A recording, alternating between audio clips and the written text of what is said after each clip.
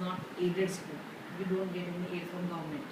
So we are charging some fees to students because we also need money to run the school, pay teachers salary and electricity bill and whatnot.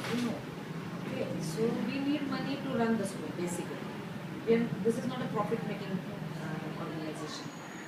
So basic minimum we are charging. If you feel that this should be reduced even more, we must think of other options before we say that yes we can do. It's not very easy, but there are other options. I would just like you to know that there are certain NGOs which help such students.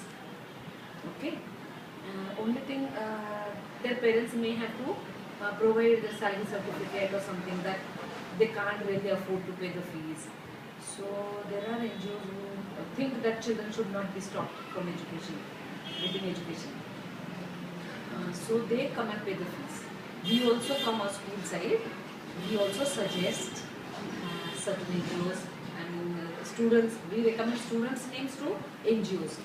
So we try and get donors to them. So we are also trying to reduce that burden. But it is not possible for each and every child because ultimately we also need money to run the school, right? So it's a good thought from your side that you are thinking for children those who can't pay but they should get education, right? So I will suggest you to study more on this project. Try to find out what is the fee structure in other schools, because as far as I know, we are charging minimum fees amongst the schools around in this area. Okay, that is one good thing. Another thing, we are also trying to get the donors for them. So you also can try and see if you can suggest those children that instead of leaving the school, they should try and get support from society.